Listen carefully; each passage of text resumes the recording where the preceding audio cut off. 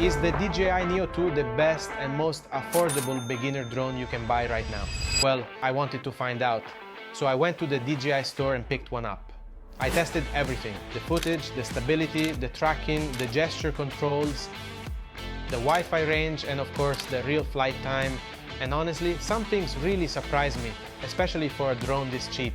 But a couple of things did disappoint me, like the fact that you need a separate transmission module if you want to use the controller or the goggles. More on that in a moment.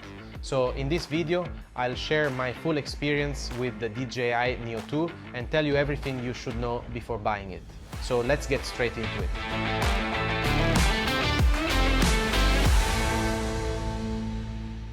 This drone comes in 4 different options and pricing, and since I already have the controller and goggles, I picked the drone-only fly mode combo. This includes 3 batteries and a fast charger, and honestly that charger makes a huge difference. Charging the batteries through the drone itself is extremely slow, so having the multi-charger saved me a lot of time during the tests.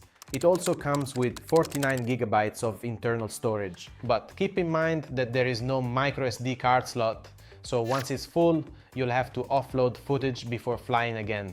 For some people, that might be a downside. After the gesture control, which we'll talk about in a minute, I really think the biggest upgrade is the image quality. The Neo 2 now uses a 1/2" 12 megapixel. And even though it's still a small sensor, the improvement is real, especially in dynamic range and low light. In bright conditions, the footage looks clean, detailed, and surprisingly stable. In lower light, it holds up better than I expected for a drone at this price, with less noise and better shadow detail than the first Neo. It shoots 4K videos up to 60 FPS, and for social media vertical videos, you get 2.7K vertical, which is more than enough. Here are some sample clips so you can see exactly what you can expect. Now, if you want to see the raw drone videos without the YouTube compression, feel free to download these clips from my link below.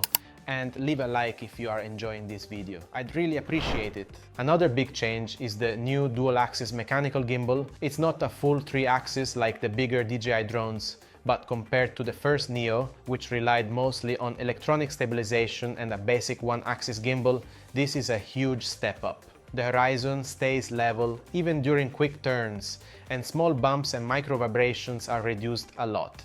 DJI also improved the flight algorithms, so pans and tilts feel smoother and more stable. For a beginner drone, it's honestly impressive. The cool thing about this drone is that you can also control it with your hands. This is the feature that really makes the Neo 2 stand out, especially if you're just getting into drones. And if that's true for you, consider subscribing. I'm preparing tutorials that I think you'll actually find useful. Like that, it's gonna come back and land. Hey Fly. Here. I can even use voice commands to control the drone. Watch. Follow. Follow. 3, 2, 1.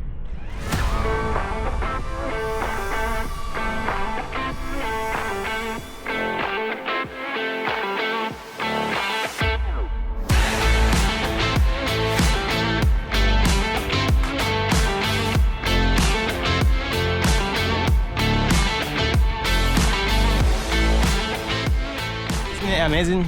I genuinely love this feature. It makes the Neo 2 one of the easiest drones you can fly right now.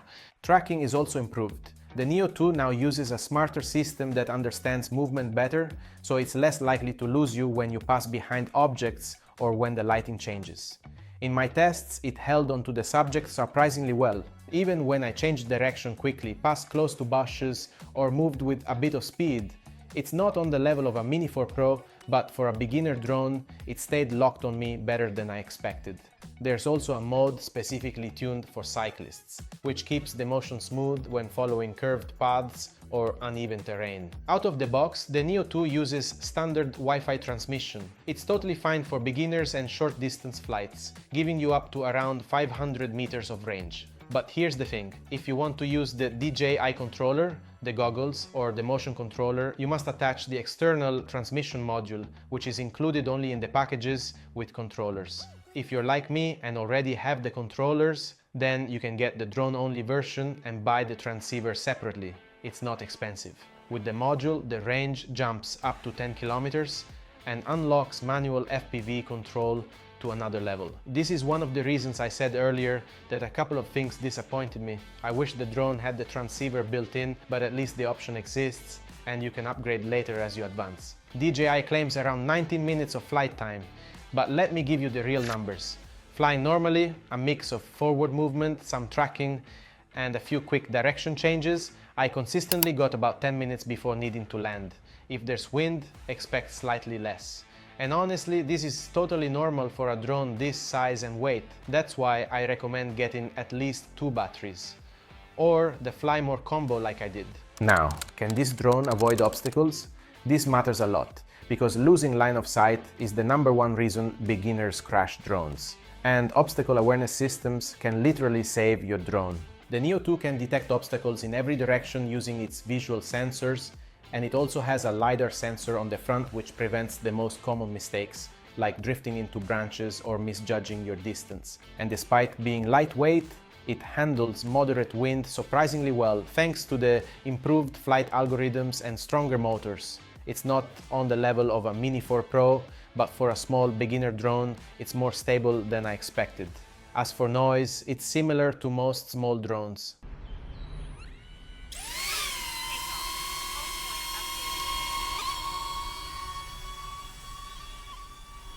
Not silent, but the prop sound is softer and less high-pitched than the older model, so it's less annoying when flying close to people. The DJI Neo 2 starts at around $219 for the base version, and DJI offers 4 different packages depending on whether you need the controller, goggles, or extra batteries. I went for the drone-only Fly More combo, which gives you 3 batteries and the fast multi-charger.